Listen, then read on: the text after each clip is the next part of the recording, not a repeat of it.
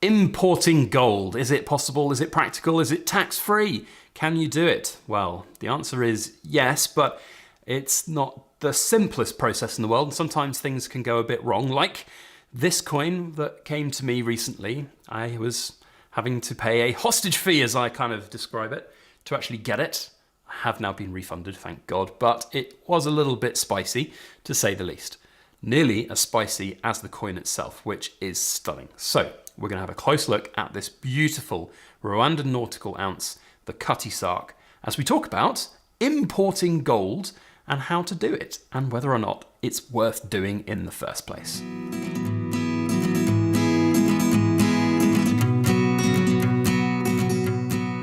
Hello everybody, Backyard Bullion here. Welcome to another In Focus Friday where we take a good close look at something very cool made of gold. This is a bit of a guilty pleasure purchase for my long-term kind of stack, my long-term just enjoy what you own kind of stack. From a pure monetary perspective, these coins are expensive and they're not necessarily guaranteed to get any kind of premium back. And of course, they are taxable for capital gains. So all in all, it's a pretty poor investment, but they are stunning. They're beautiful. I love them. The Nautical series, and this is the 8th in the series, Cutty Sark. Now, rather than just talk about the coin for 8 minutes and not really do anything other than that, I thought I'd do something quite interesting, which is talk about how I bought it. Because I imported this coin from abroad, from Germany. And I want to tell you a little bit about the process, some of my experiences in the past. It can be really simple, quick and easy and job done, but there are times like this one here where it was a pretty big nightmare to get it into the country.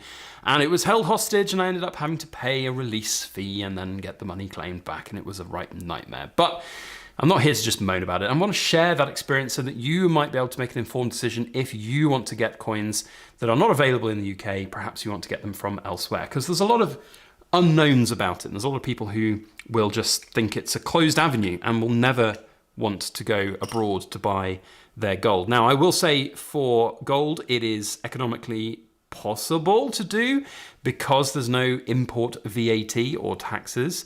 If you're buying silver, you will be liable for taxes, and I've had taxes have to be paid on things like Perth Mint coins that I've bought in, collectibles and others, but gold is exempt from it, which is great. But a lot of the courier companies don't bloody know that, and it could be a bit of a nightmare. So we'll talk about that in just a moment after we look at the beauty of these Cutty Sark coins. Now, as I said, they are not necessarily the wisest financial investment for my long-term pension stack, as I call it, that long-term pile of gold, which I will someday start selling and drawing down on to get a monthly income.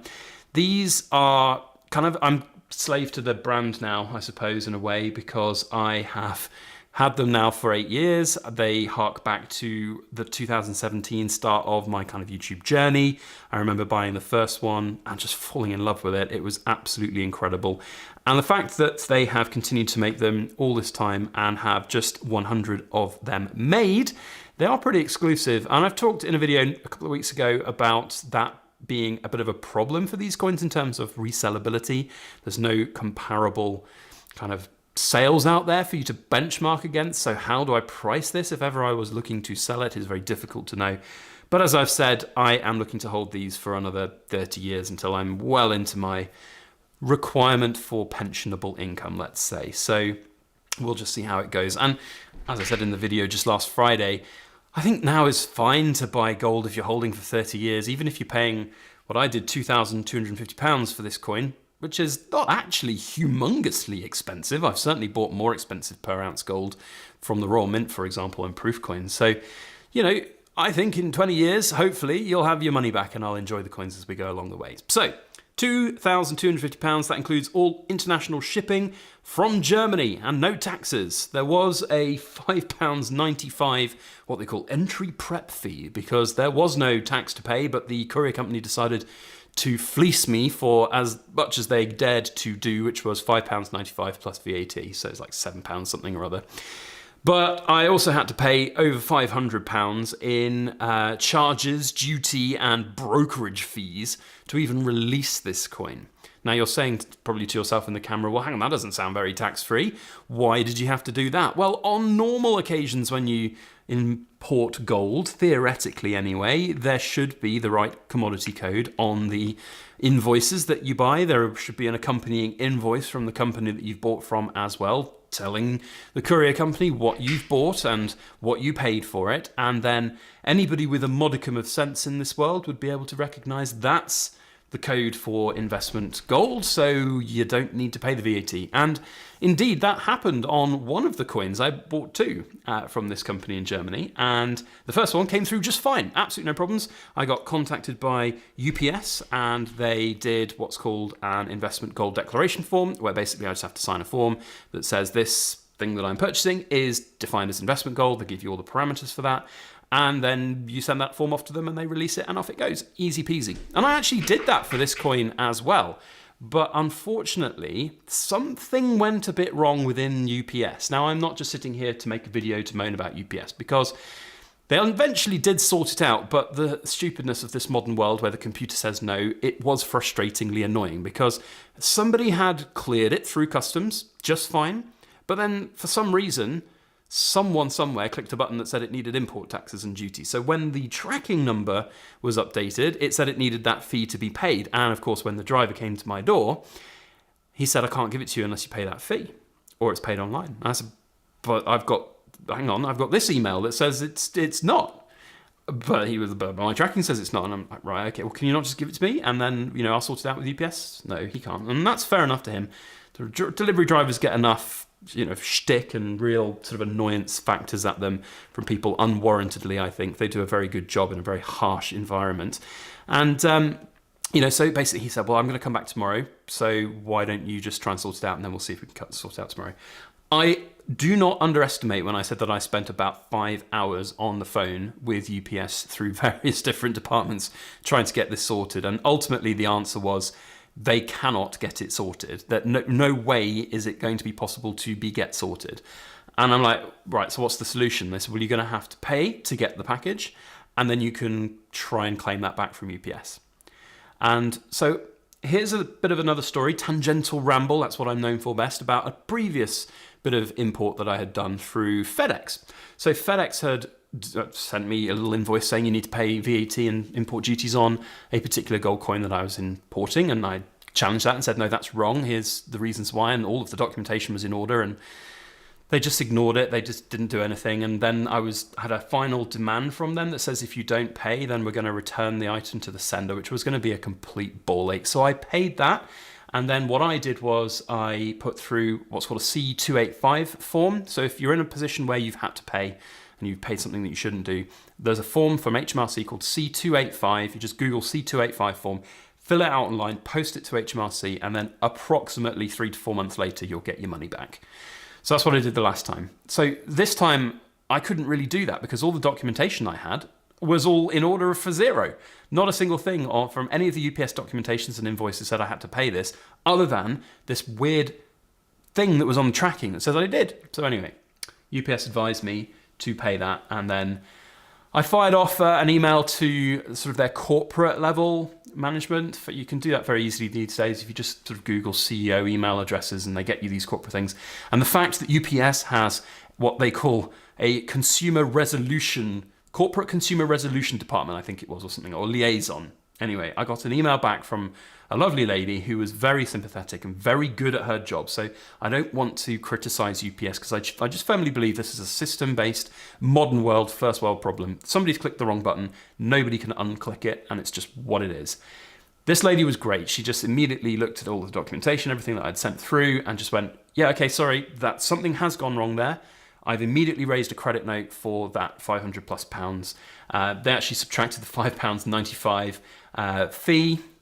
I mean, yeah, I still have to pay that, sure, fine, whatever. And then they offered me £30 compensation, because in that original email, I had just sent something basically saying, along the lines of, I've spent nearly 5 hours on the phone here, it's just been a bit silly. I tried to sort this out myself, but it hasn't worked. And I feel like that's really, really poor, and it's annoying. So if you can offer, I said in the email, I said, if there's anything you can offer me as compensation for my time spent dealing with this, then I'd be very much appreciated. And she came back with £30. It's not a lot, but you know what? £6 an hour for my time? Sure, why not? But anyway, I then got the package. So I'd had the package already by then. It arrived last week, and I've got the coin and I love it. So yeah, importing gold is a bit tricky. And some people get put off by it because of that.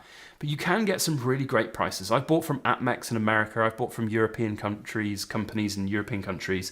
And you just need to be careful on the regulations. So I'll try and remember to put links in the description box below to HMRC's website for what constitutes investment gold. There's a very brief summary, and bear in mind this will differ from different countries, certainly in Europe, so just be very careful what your country says. But in the UK, you can import anything that is gold that is a bar, for example, of 995 plus purity.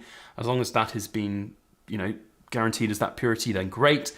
If it's a coin, then that is also fine too. There are some restrictions though on what value it can be. So if, for example, it's a collectible rare old coin and its inherent value is worth more than 180% of the gold value, then you're in trouble and you need the VAT, which is where the Royal Mint went wrong on their medallions, their great Seals of the Realm series. So their gold versions of that could not be VAT exempt because it was priced at more than 180% of the value of the spot price of gold.